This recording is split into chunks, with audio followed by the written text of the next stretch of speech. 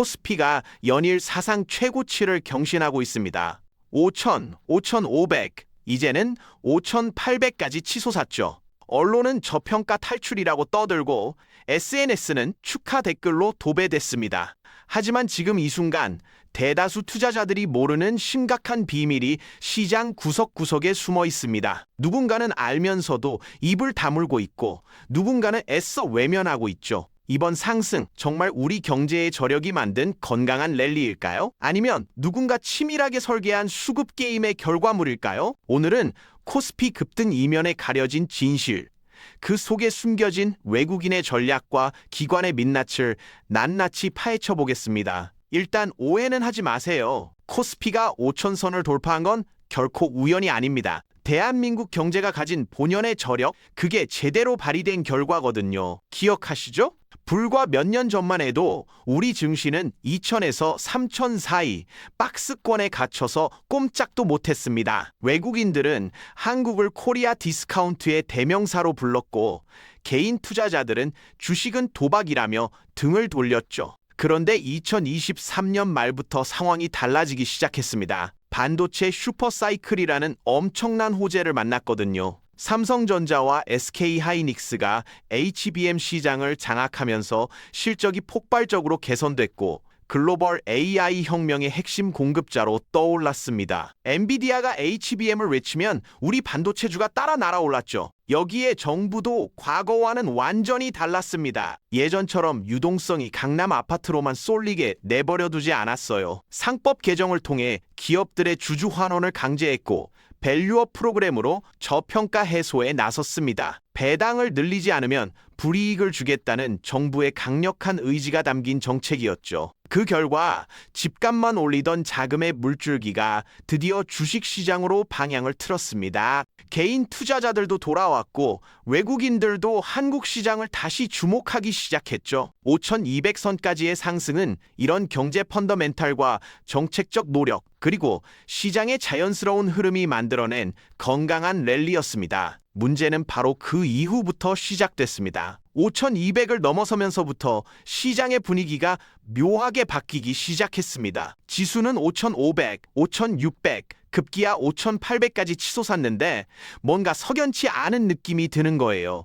마치 겉은 화려한데 속은 텅 빈 것 같은 그런 느낌이랄까요. 그래서 수급 데이터를 샅샅이 들여다봤습니다. 그런데 이게 정말 기이한 현상이 포착됐어요. 개인 투자자들, 그러니까 우리 같은 일반 투자자들은 연일 주식을 팔아치우고 있었습니다. 고점에서 차익 실현하겠다며 시장을 떠나고 있었던 겁니다. 30대 직장인 김 대리도 마찬가지였죠. 5,400에서 보유 물량 절반을 정리했고 5,600에서 나머지도 다 던졌습니다. 더 오를 수도 있지만 이 정도면 만족이에요. 너무 욕심부리다간 다 토해내잖아요 라고 했죠. 그렇다면 외국인은 어땠을까요? 놀랍게도 외국인들도 지속적으로 매도 우위를 보이며 한국 주식을 처분하고 있었습니다. 개인도 팔고 외국인도 파는데 지수가 오른다? 이건 상식적으로 말이 안 되는 상황이에요. 그렇다면 도대체 누가 이 어마어마한 물량을 받아내고 있었던 걸까요? 바로 기관 투자자였습니다. 언론은 기관 매수세 강해, 수급 탄탄이라며 호재로 포장했지만 문제는 기관 내부를 들여다봐야 합니다. 어떤 기관이 어떤 목적으로 어떤 자금으로 매수하고 있는지가 핵심이거든요. 장기 투자를 지향하는 연기금이 샀다면 긍정적이겠죠. 하지만 실상은 전혀 달랐습니다. 이 구간의 상승을 떠받친 건 특정 부문의 비정상적인 매수세였고 그 주체의 정체를 알고 나면 정말 등골이 오싹해집니다. 오늘은 기관 매수세의 핵심, 그 정체를 지금 밝히겠습니다. 바로 금융투자 계정이었어요. 연기금도 아니고 투신도 아니고 오직 금융투자만이 미친 듯이 주식을 사들이고 있었던 겁니다. 이게 왜 문제냐고요? 금융투자라는 건 초단기 매매에 치중하는 자금이거든요. 국민연금 같은 연기금이 샀다면 장기 투자 관점에서 한국 증시가 저평가됐구나 하고 안심할 수 있습니다. 연기금은 적어도 5년, 10년 단위로 주식을 보유하니까요. 주가가 조금 흔들려도 절대 안 팔아요. 오히려 더 사죠. 하지만 금융투자는 완전히 다릅니다. 이들은 목적성이 뚜렷하지 않은 단기 자금으로 움직여요. 오늘 사도 내일 팔 수 있고 이번 주 매수했다가 다음 주 매도할 수 있는 그런 성격의 돈이죠. 쉽게 말하면 시한폭탄을 안고 있는 겁니다. 언제 터질지 모르는 폭탄 말이에요. 외국인과 개인이 던진 물량을 금융투자가 어마어마한 규모로 받아내고 있는 현재의 구조.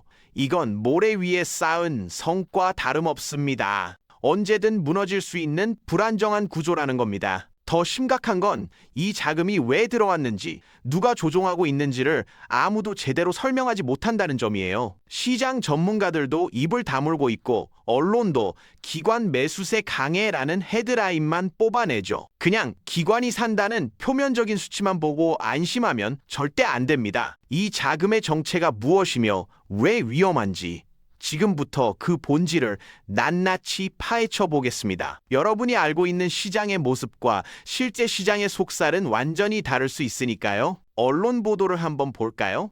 외국인 매도에도 기관 매수세 강해, 코스피 탄탄이라는 헤드라인이 쏟아집니다. 얼핏 보면 정말 든든해 보이죠.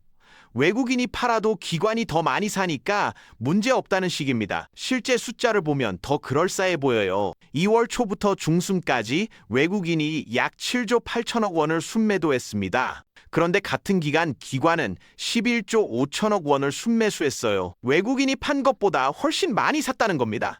이 수치만 보면 그럼 괜찮네. 기관이 받쳐주잖아 라고 생각하기 쉽습니다. 바로 이게 함정이에요. 이런 통계 수치는 외국인이 의도적으로 만든 착시 현상입니다. 겉으로는 수급이 탄탄해 보이지만 실제 시장의 체력은 갉아먹히고 있는 거예요. 투자자들은 기관이 산다는 이유만으로 안심하지만 정작 중요한 건 기관 내부에 어떤 자금이 들어왔는지입니다. 장기 투자 자금인지 아니면 언제든 빠질 수 있는 단기 자금인지를 면밀히 따져봐야 하는데 아무도 그걸 말해주지 않아요. 언론은 11조 5천억이라는 큰 숫자만 강조하면서 투자자들에게 근거 없는 낙관론을 심어줍니다. 봐, 기관이 이렇게 많이 사는데 뭐가 문제야? 라고 착각하게 만드는 거죠. 하지만 이건 마치 부실한 기둥으로 떠받치고 있는 건물과 같습니다. 겉으로는 멀쩡해 보이지만 조금만 흔들리면 와르르 무너질 수 있는 구조예요. 지금부터 그 부실한 기둥의 정체를 하나하나 밝혀드리겠습니다. 기관 자금을 세부적으로 뜯어보겠습니다. 11조 5천억이라는 숫자 뒤에 숨겨진 민낯 말이에요. 먼저 보험사부터 볼까요?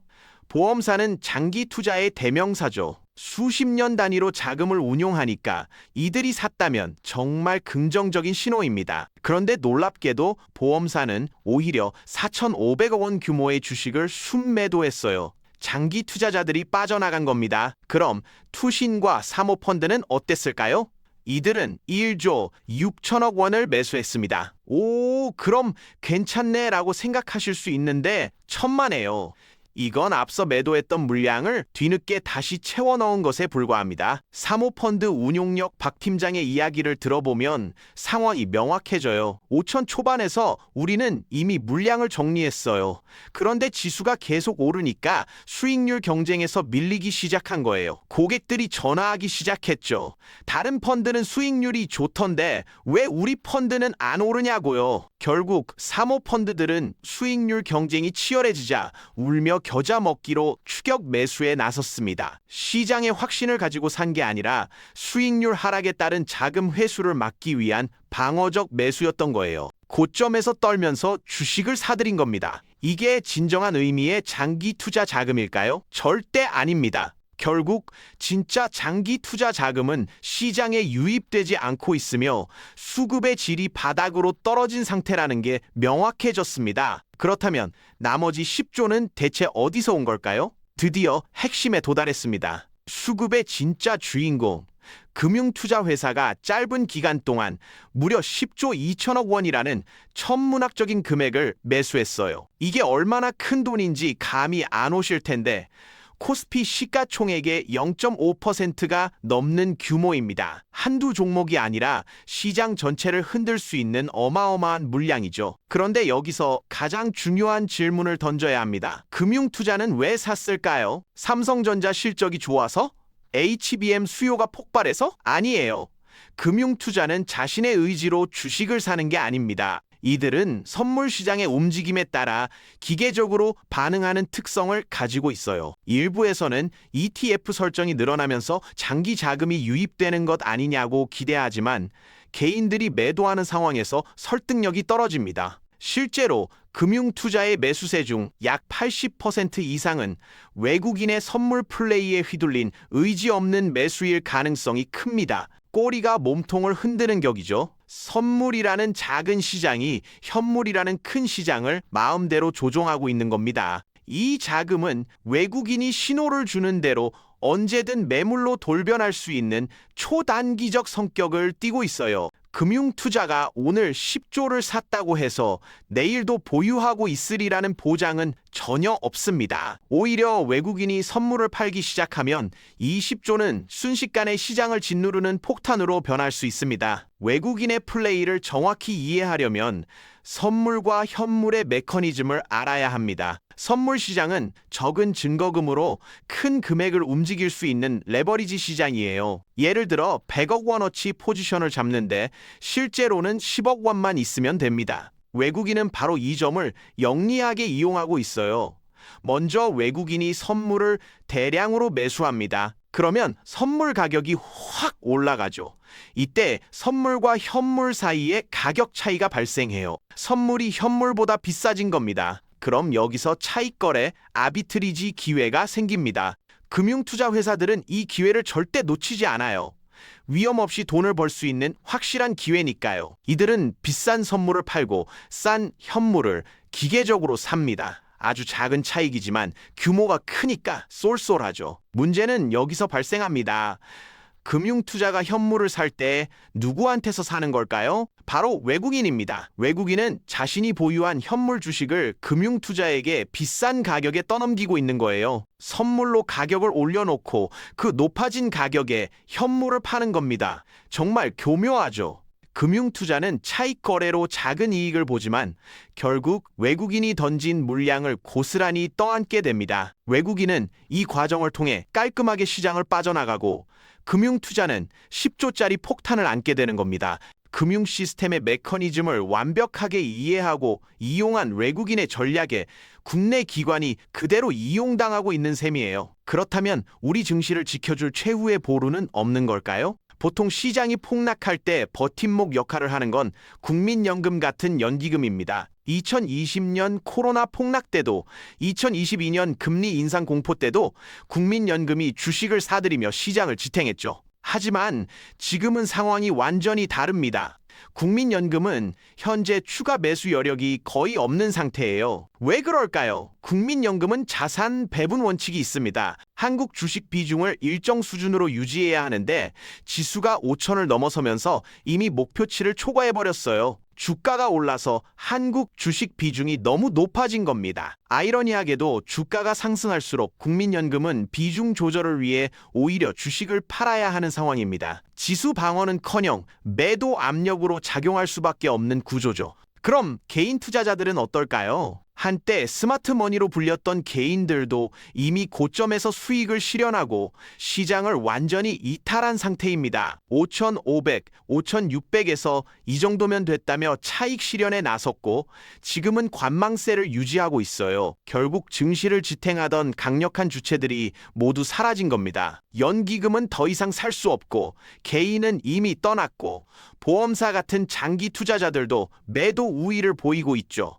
그 빈자리를 금융투자의 모래성이 위태롭게 채우고 있는 겁니다. 언제 무너져도 이상하지 않은 그야말로 아슬아슬한 균형 위에 코스피가 서 있는 셈이에요. 이제 최악의 시나리오를 상상해 보겠습니다. 어느 날 아침 외국인이 갑자기 선물을 대량으로 매도합니다. 밤새 뉴욕 증시가 폭락했다는 핑계를 대면서요. 선물 가격이 곤두박질치고 장이 열리기도 전에 이미 시장은 패닉 상태에 빠집니다. 이른바 개장파란 개파락이 발생하는 겁니다. 지수가 낮게 출발하면 금융투자는 어떻게 될까요? 이들은 기계적 알고리즘에 따라 움직인다고 했죠. 선물이 폭락하면 차익거래 구조가 역전됩니다. 이제는 선물을 사고 현물을 팔아야 하는 상황이 오는 거예요. 금융투자는 보유하고 있던 10조 원 규모의 현물을 시장에 쏟아낼 수밖에 없습니다. 선택의 여지가 없어요. 알고리즘이 명령하니까요. 10조 원의 매물이 쏟아지면 어떻게 될까요? 지수는 순식간에 수백 포인트 하락합니다. 5,800이던 지수가 5,400, 5,000으로 폭락하는 건 순식간이에요. 그럼 개인 투자자들은 패닉에 빠지겠죠. 뭐야, 왜 이렇게 떨어져? 하면서 손절매에 나서고 그 매물이 또 지수를 누릅니다. 악순환이 시작되는 겁니다. 현재 한국 증시는 외국인의 의도에 따라 주가가 결정되는 매우 취약한 구조에 노출돼 있어요. 외국인이 선물 하나 건드리면 10조짜리 폭탄이 터지는 구조죠. 기업의 가치와는 상관없이 수급의 불균형만으로도 시장이 붕괴할 수 있다는 겁니다. 이건 음모론이 아니에요. 실제로 작동하고 있는 시장 메커니즘입니다.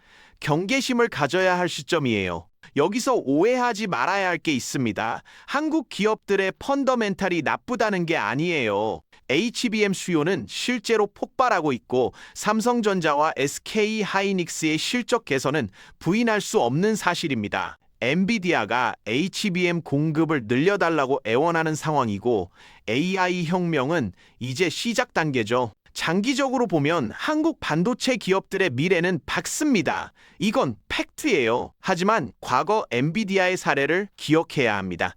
2022년 엔비디아의 실적은 역대 최고 수준이었어요. 분기마다 어닝 서프라이즈를 터뜨렸죠. 그런데 주가는 어땠나요? 고점 대비 70% 폭락했습니다. 왜 그랬을까요? 수급이 꼬였기 때문이에요. 아무리 실적이 좋아도 파는 사람이 많으면 주가는 떨어집니다.